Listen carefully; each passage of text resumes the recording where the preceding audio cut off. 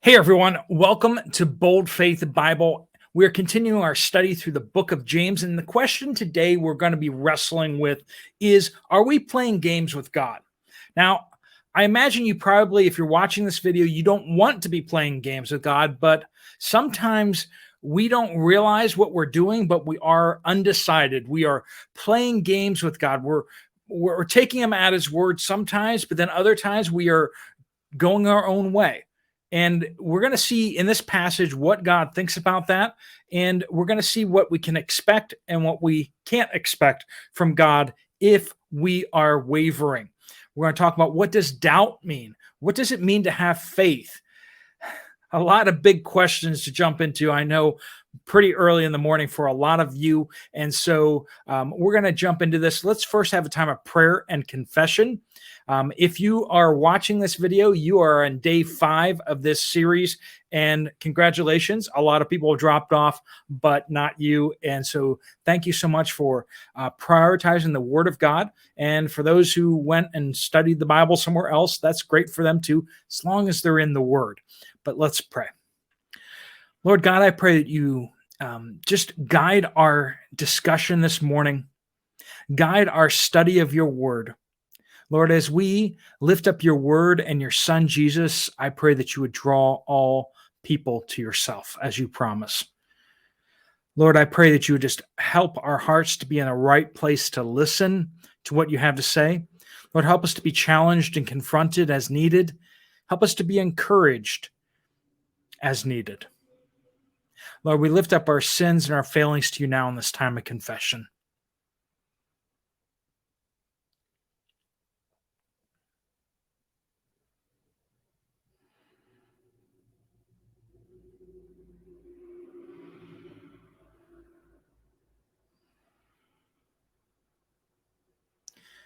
Lord, we praise you that in Christ we can find the forgiveness of our sins, that we can be cleansed from all unrighteousness and clothed with Jesus' righteousness.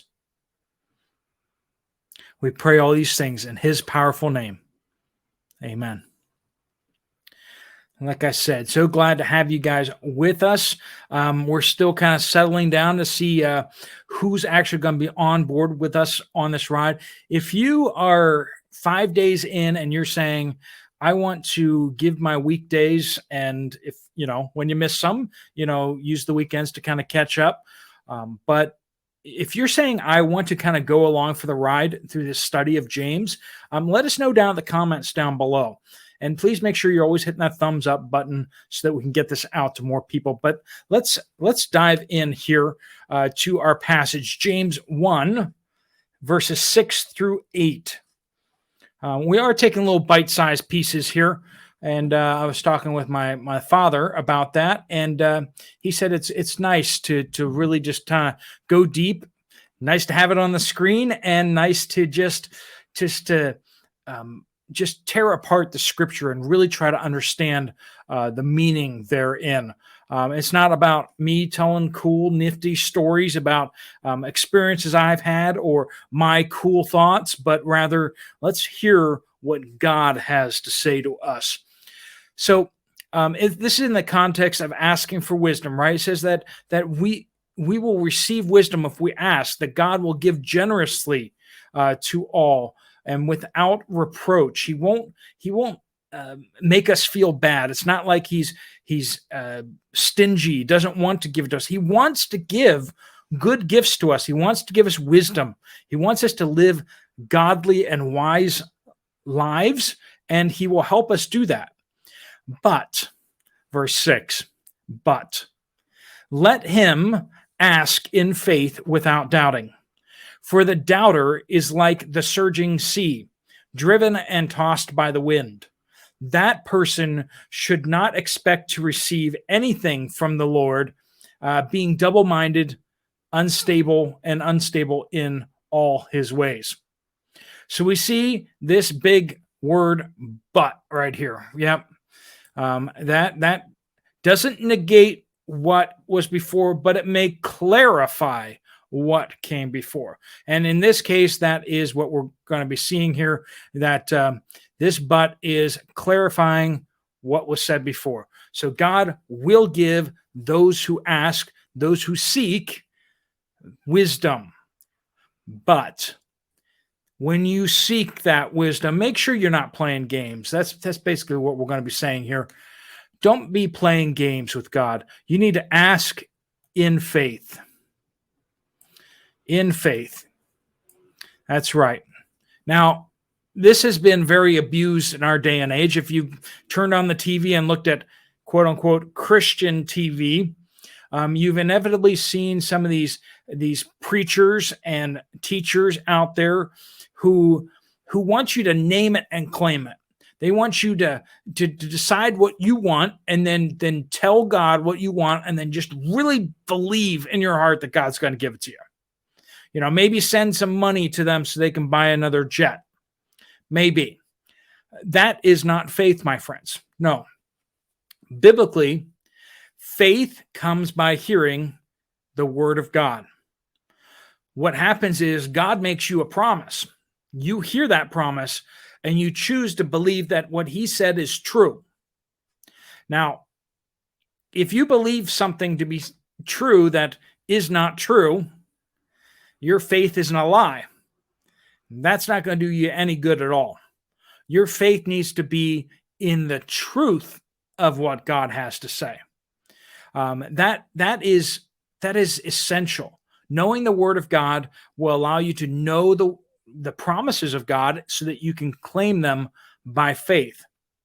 Now, this whole passage is not supposed to be obscure or really hard to understand. In fact, the author James, he stacks a bunch of context in here so that in case you're a little unclear what the word faith means, maybe if you're unclear about the word doubt means, we're going to see here laid out what he's warning against. Okay, so first thing is first qualifier to faith, right, is without doubting.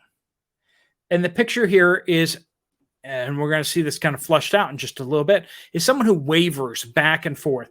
Someone who decides they want to go forward, but then they second guess themselves and they kind of take a couple steps back.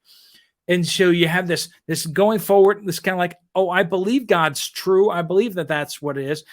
But then you start second guessing yourself. And we do this a lot, don't we? You ever made a purchase and you immediately start kind of second guessing the purchase, maybe because it was a lot of money. And if so, well, then you gotta, was it a right decision or not? And maybe you can't return it. But if you constantly are second guessing all of your decisions and you start to move forward with the decision, but then you pull back. That's what he's talking about here. Are you going to seek wisdom from God or not? If you're going to start seeking wisdom from God, you get the Bible open, but then you immediately go over to Google and ask Google a question. Friends, are you coming to seek this wisdom from God or not? Decide. Make up your mind. Is it God who's going to be the one who answers you, or are you looking for it from somewhere else? So here's the explanation. The doubter is like the surging sea. So it's just like, imagine on the coast, you got the waves coming in and crashing, and the wind is blowing the little droplets everywhere, right? And the waves are going back and forth and back and forth and back and forth. And, it sounds really nice and peaceful, sort of. As long as you're not in them, then it's then you're just like, stop moving. If you've ever been in a wave pool or something like that, it's nice when the waves stop, right? If we are a doubter, if we are doubting, that's us. We're going back and forth, back and forth, back and forth. And it says that that's how we're being pushed this way and that by external things, right? The wind coming and blowing. When the wind blows us this way, we go that way. And when the wind comes and blows us the other way, we go the other way. Who are we in church? And are they talking to us about God? Then we believe. But then we get around other people or TV shows or internets, and and we go another way, or the wrong crowd. Depending on who you're being influenced by is which way you're going to be going right now. God says this person should not expect to receive anything from the Lord. Not a little bit, but you shouldn't expect to get anything. Are you seeking from God or not? Or are you just playing a game? See, it seems like the safest thing to do is to stay on that fence. Don't go over to one side. Don't go too far that way. Don't go over to the other side. And we like to do that. We don't like to make full committed. We don't like to close doors, burn our ships, cross the bridge. We like to keep our options open, right? There's a lot of people in our culture who have problems with commitment, right? Because they don't want to actually close any doors. When it comes to God, God wants you to close the doors. Are you in or are you out?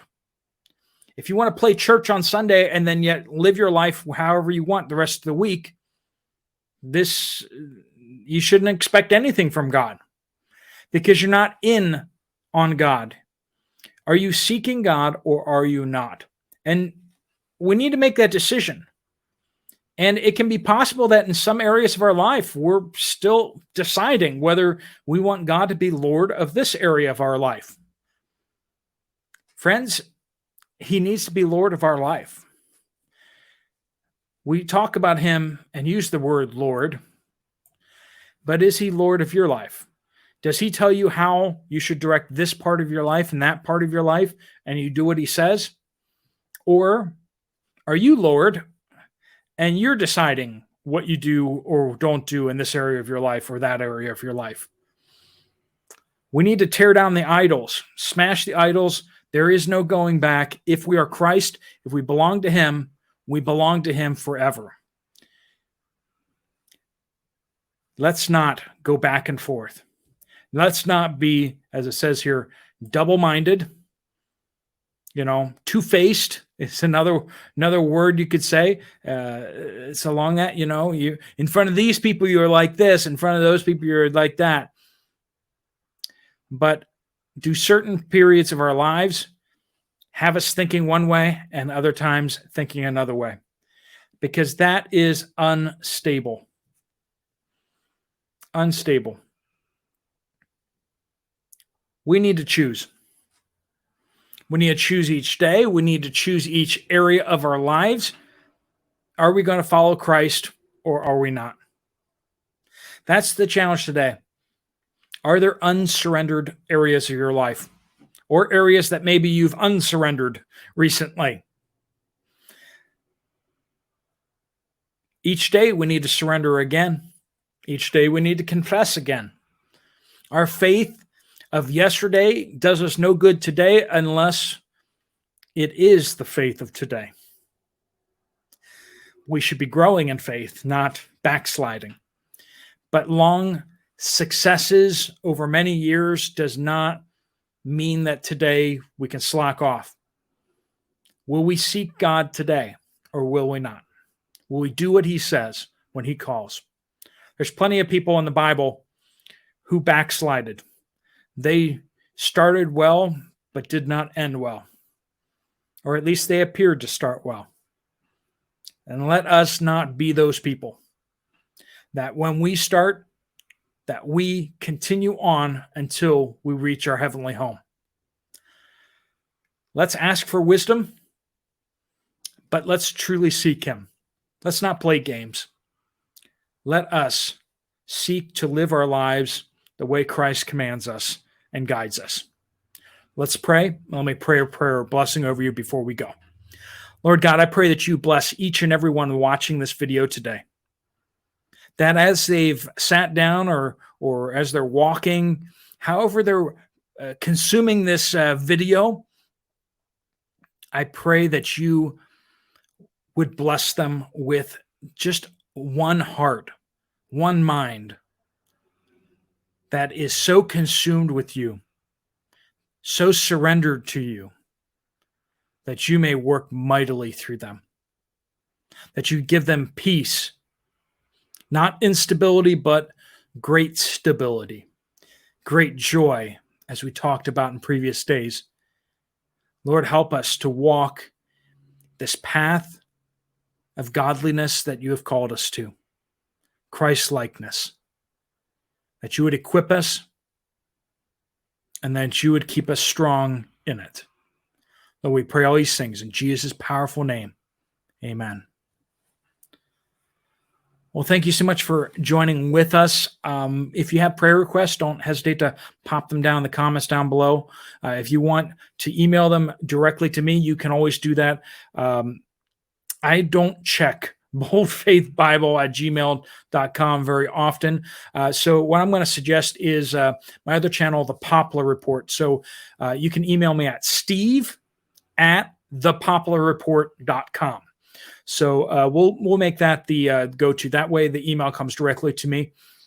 If you want me to share that with a few other people, please do let me know about that. And in the near future, I'd like to get together a prayer team. So think about whether you want to be part of the prayer team that we can share some prayer requests from this group with, and that you would pray for them. And then also we'll look at who we can pray for in this community, who are part regularly of the Bible study. If you see other people making comments, please do go ahead and pray for them. You know, we want to be praying for each other, not just when things go wrong, not just when somebody is sick. But I would ask you for one big prayer request. My father is actually going into surgery this morning. He is getting prostate cancer removed. It should be a relatively straightforward procedure, but if you could pray for him and pray that he has a quick recovery and that they get all of it. So I appreciate your prayers for him as well. His name is Jim. All right. Thank you so much. If you want to check another video, there is one right up here. There's some Bible studies up here, playlists that you can check out. Otherwise, I will see you guys later. God bless you all.